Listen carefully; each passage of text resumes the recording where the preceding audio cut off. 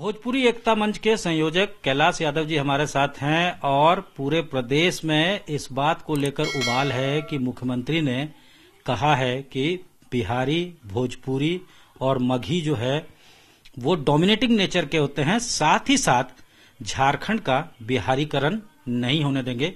उन्होंने एक निजी कार्यक्रम में कहा था। इसके बाद से झारखंड के राजनीति में उबाल है, कभी नमाज को लेकर तो कभी भाषा को लेकर। लगातार झारखंड में कोई ना कोई ऐसा विवादित मुद्दा आ रहा है जिसपे राजनीति गर्म हो जाती है। इस वक्त कैलाश यादव हमारे साथ, इनसे बात करते हैं। कैलाश जी, ये बताइए कि अब तो वो कह रहे हैं कि हमारा परिप्रेक्ष्य जो था वो अलग था। उनके बचाव में कुछ मंत्री भी आए हैं। उन्होंने कहा कि जब आंदोलन हो रहा था उस वक्त जो पुलिसिया जुल्म होता था और वो भोजपुरी बोला करते थे तो उस परिप्रेक्ष्य में बोला गया था, और उसका उदाहरण यही है कि उनके मन में द्वेष नहीं है कि हम भी बिहार से हैं, हमें कैसे मंत्री बना दिया।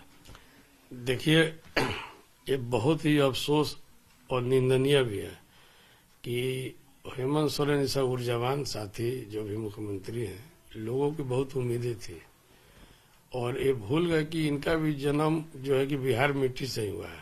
आज राज्य बटे हुए 20 साल हो गया तो ये अपने आप को झारखंडी मूल और झारखंड की बात कर रहे हैं। ये जनभावना और ये बात लोगों को ऐसा जो है उम्मीद नहीं था, लेकिन ये भाषा का ये जो है कि बात बोलकर लोगों में जो विद्वेष पैदा कर रहे हैं ये काफी घोर निंदनीय है। हम लोग ऐसा आशा नहीं किए थे। राष्ट्रीय जनता दल, कांग्रेस पार्टी महागठबंधन में शामिल है झारखंड मुक्ति मोर्चा के साथ में। झारखंड मुक्ति मोर्चा में भी वैसे लोग हैं जो कि दूसरे मूल से आते हैं, और आप कहाँ रोकिएगा। झारखंड के हर जिले में 10 से 15 लाख की आबादी जो है कि मगही, भोजपुरी, अंगिका समाज का, मैथिली समाज का जो है। आप ये बात बोल कर अपने आप को कहाँ जा रहे हैं। आप भारत के संविधान का शपथ लेते हैं, गोपनीयता का और निष्ठा का जब शपथ लेके मुख्यमंत्री का पद पर आसीन है, और ऐसे भाषा बोलना एक संवैधानिक पद पर कहीं से शोभनीय नहीं है। हम लोग जो है इसका घोर निंदा करते हैं। तो कैलाश यादव जी, इनका साफ तौर से कहना है कि इस तरह की राजनीति नहीं होनी चाहिए, इन चीजों से ऊपर उठ के राजनीति होनी चाहिए। क्या बता रहे थे और कैलाश जी? देखिए, जन भावनाओं पर काफी ठेस पहुंचा है। आपको 21 वर्ष झारखंड राज्य बने हुए हो गया, 22वें दौर में चल रहे हैं। देश 75 वर्ष की आजादी की खुशी मना रही है। और आपको याद होगा कि 2002 में तत्कालीन मुख्यमंत्री बाबूलाल मरांडी ने अति उत्साहिता में क्या कर दिया था। आरक्षण पर कटौती कर दिया था और डोमिसाइल नीति ला दिया था। आज बाबूलाल जी किस स्थिति में है, हाशिए पर आज भी राजनीति संघर्ष कर रहे हैं। और हेमंत सोरेन भी इस टाइप का बयान देकर, भाषाई बयान देकर जो जनमानस को लड़ाने का काम कर रहे हैं, ये भी मीर जाफर बनने का काम कर रहे हैं। इनकी भी वही स्थिति हो जाएगी बाबूलाल मरांडी वाला।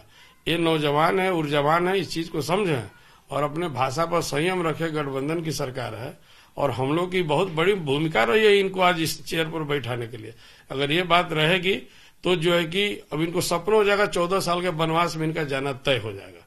इसलिए जो है कि अपने जुबान को लगाम दे और झारखंड को विकास के, प्रगति के रास्ते पर ले जाने के लिए जो काम कर रहे हैं वही काम करे तो बेहतर होगा। ऐसा लोग अभी जेपीएससी में भाषा के नाम पर आपने नियुक्तियां खत्म कर दिया, उसमें हिंदी, भोजपुरी, मैथिली, मगही को, अंगिका को खत्म कर दिया। तो आप चाहते क्या है? राज्य का उत्थान और विकास कैसे होगा? आप क्लास 1 कैटेगरी के लोगों को यहाँ पर कैसे बनाइएगा?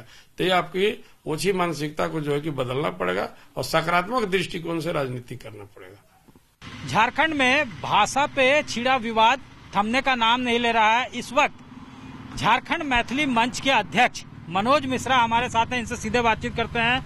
मनोज जी, किस तरह से इस मामला को देख रहे हैं? और ये अब तर्क दिया जा रहा है कि उनका तात्पर्य इस तरह से नहीं था कि मगही या भोजपुरी को वो ठेस पहुंचाना चाहते थे। वो आंदोलन के वक्त की बात कर रहे थे कि उस वक्त इसी तरह का जुल्म ढाया जाता था महाजनी प्रथा के दौरान। जहाँ तक ये बात है, यहाँ पर आपको सबसे पहले बता दें कि यहाँ पर मैथिली भाषा भाषी झारखंड के हर आंदोलन में अपना यहाँ पर योगदान दिया है, अपनी आहुति दी है, अपना बलिदान दिया है। क्योंकि झारखंड में हमारे देवघर, दुमका, साहेबगंज, गोड्डा ये झारखंड के मूलवासी, यानी कि हम झारखंड में मैथिली भाषा भाषी यहाँ के मूलवासी हैं। यहाँ के हर आंदोलन में, यहाँ के हर विकास में हमारा योगदान है। और हमारे इसी तरह से 13-14 में आपको इसी तरह की बात हुई थी। लेकिन हम सभी अपनी आंदोलन को अपने भाषाई के क्षेत्र के जितने भी लोग हैं यहाँ पर आंदोलन किए और इस विषय को कागजात के साथ हमने विधानसभा में उपलब्ध कराया। और माननीय अभी वर्तमान में रांची के लोकप्रिय विधायक सीपी सिंह जी हैं, पहले मंत्री हुआ करते थे और उन्होंने इस चीज को उठाया। और पूर्ववर्ती सरकार जो रघुवर दास जी के नेतृत्व में सरकार चलती थी, उन्होंने हमें द्वितीय राजभाषा का दर्जा दिया। लेकिन यह सरकार पता नहीं इसको क्या बुद्धि हो गया है कि यहाँ पर हम भाषा भाषी, मैथिली भाषा भाषी कहीं माइग्रेट करके नहीं आए हैं। अन्य जिला में जो हमारे मैथिली भाषा भाषी हैं वो यहाँ पर माइग्रेट करके आए हैं। हम प्रवासी मैथिल हैं, लेकिन यहाँ पर जो मूलवासी है, हम मूलवासी के रूप में मैथिली भाषा भाषी यहाँ पर हैं। क्या संख्या है अभी आप लोग? और हम लोग यहाँ पर पूरे झारखंड में अगर लेंगे हम, तो पूरे झारखंड में हमारा 83 लाख की संख्या है जो केवल मैथिली भाषा भाषी है। हम यहाँ 5 संसदीय क्षेत्र और यहाँ पर 19 विधानसभा क्षेत्र डोमिनेट करते हैं हम, क्योंकि यहाँ पर केवल यह मैथिली ब्राह्मण की केवल यह भाषा नहीं है, यह मैथिली भाषा भाषी हर वर्ग की भाषा है। हमारे उस जिला में रहने वाले हर वर्ग के लोग मैथिली भाषा बोलते हैं। चाहते क्या झारखंड चाहते हैं कि झारखंड की जब से स्थापना हुई है उसमें मेरी योगदान है, मैथिली भाषा भाषी का योगदान है। इसीलिए हमें यहाँ द्वितीय राजभाषा का दर्जा जो मिला हुआ था वह मिले। और यह सरकार अगर चाहती है कि हमें न देगी, ये हो नहीं सकता। इसके लिए सड़क से लेके सदन तक हम लोग आंदोलन करेंगे और यहाँ पर इस भाषा को हटाने का कहीं से कोई तात्पर्य नहीं मिलता है। ठीक है, धन्यवाद। तो मनोज मिश्रा, इनका साफ तौर से कहना है कि यहाँ पे उनका अधिकार बनता है कि द्वितीय राजभाषा दिया जाए। द्वितीय राजभाषा तो नहीं उसका दर्जा दिया जा रहा है, और कई जो लैंग्वेजेस है, इस लैंग्वेज को हटा भी दिया गया है झारखंड स्टाफ सिलेक्शन कमीशन के इम्तिहान से। साथ ही साथ ये भी कहा जा रहा है, जो मुख्यमंत्री का जो बयान है उसको लेकर भी इनके द्वारा आपत्ति जताया जा रहा है। कैमरामैन राकेश तिवारी के साथ सत्यजीत कुमार, रांची आज तक।